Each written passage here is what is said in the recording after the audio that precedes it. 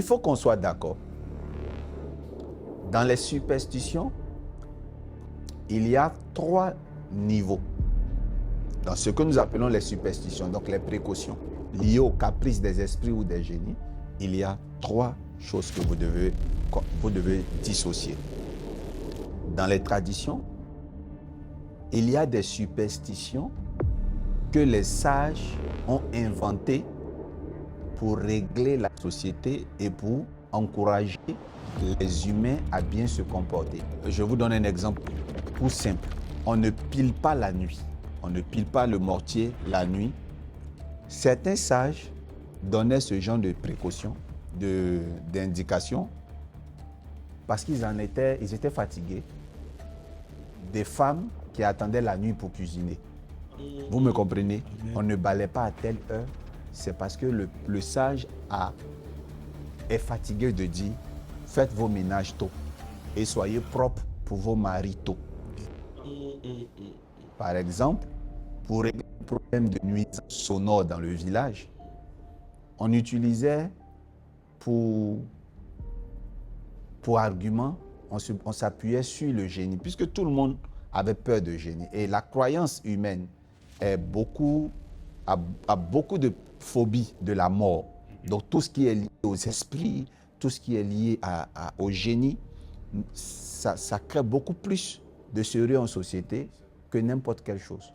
Dans un immeuble, une superstition peut commencer. Si on ne veut pas qu'il y ait du bruit dans l'immeuble après minuit ou qu'on ne pile pas le mortier, on peut inventer une superstition. Ça, c'était le premier niveau. On dit que si vous tapez après telle heure le mortier, il y a un génie qui est juste derrière l'immeuble qui va rentrer. Ça, il ne faut pas y croire. Les superstitions ne sont pas souvent sérieuses. Pourquoi? Parce qu'elles sont créées pour effrayer. Elles sont créées pour, donnez-moi un mot. Amener l'ordre. Voilà, pour amener de l'ordre. Mettre la crainte. Donc, il n'y a pas vraiment des fondements. Si vous le faites, aucun génie ne va vraiment venir et autres. Donc, ça, ce sont des superstitions à ne pas prendre au sérieux. Mais le deuxième, faites attention. Quand vous n'êtes pas en Christ, comme vous n'avez pas un certain niveau spirituel très élevé, quand vous arrivez sur le territoire des gens, il y a des interdits. On ne fait pas ceci, on ne fait pas cela. Quand tu arrives dans ce village-là, on ne saute pas ce ruisseau-là. On ne le saute pas sans jeter un caillou à l'intérieur. Mais c'est vrai, il y a des génies qui l'ont interdit. Le deuxième niveau, c'est les interdictions liées à un génie de famille, un génie territorial. Cette interdiction ne peut pas s'appliquer partout. On ne siffle pas la nuit. Ça peut être vraiment vrai. Pour un village, il y a un génie et un génie a des interdits. Vous m'écoutez?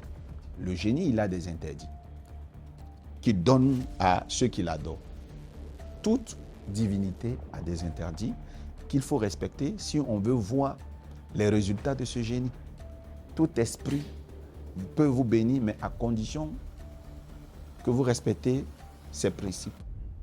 Donc, il existe un autre niveau que nous appelons des superstitions, mais le mot superstition peut faire négliger ces interdits. Il ne faut pas jouer avec. Chez nous en Afrique ici, il y a des familles. Quand vous partez, je crois, à Koudouzou, aux Zalem, non? Je parlais même tout à l'heure avec mon fils. Je crois que c'est à Tougouzou, aux Zalem. Les femmes sont interdites de manger la noix de coco, au risque d'être stériles. Toutes les femmes qui ont essayé ça sont vraiment devenues stériles. Et le prophète qui leur a donné cette prescription, qui est mort après, il n'est plus de ce monde, mais les gens continuent à respecter ça. Donc il y a des génies. Ça n'a rien à voir avec les superstitions qu'on raconte pour faire peur à la population ou pour les amener à respecter beaucoup de choses. Vous êtes avec moi? Donc ça, c'est le deuxième niveau. Des interdits qui sont liés à des esprits de famille. Très bien. Mais c'est lié qu'à un territoire. C'est-à-dire que si on te dit, dans ce village, on ne fait pas ceci, si tu es un habitant de ce village, tu ne dois pas le faire. Quand tu es même hors du village, tu ne dois pas le faire parce que tu es lié à ce village. Par contre, un étranger ne doit pas le faire que quand il est dans le village. Mais une fois qu'il est hors du village, quand tu le fais, il n'y a pas de problème. Donc, tu quittes la Côte d'Ivoire, tu vas en Belgique, les superstitions de ta famille, les interdits, les totems de ta famille doivent être respectés parce que c'est de ta famille. On est d'accord? Tes amis qui te rendent visite dans ton village doivent respecter ce totem. Mais ces mêmes amis n'étant pas de ton village, s'ils vont en Belgique, ils ne sont pas obligés de respecter cela. Donc ça, c'est vraiment important de le dire. Un chrétien qui s'attache à ce genre de superstition s'attache à des fables et c'est interdit par la parole de Dieu. Strictement interdit par la parole de Dieu. Vous voyez, la parole de Dieu est comme une constitution. Nous devons pouvoir respecter la parole de Dieu. Nous devons être capables de rester dans le registre de la parole de Dieu. Et c'est vraiment très important et je suis d'accord que ça s'est fait tilt dans l'esprit des gens lorsque j'ai parlé de l'interdiction de porter les tenues de ville la nuit. Okay? Mais ne confondons pas.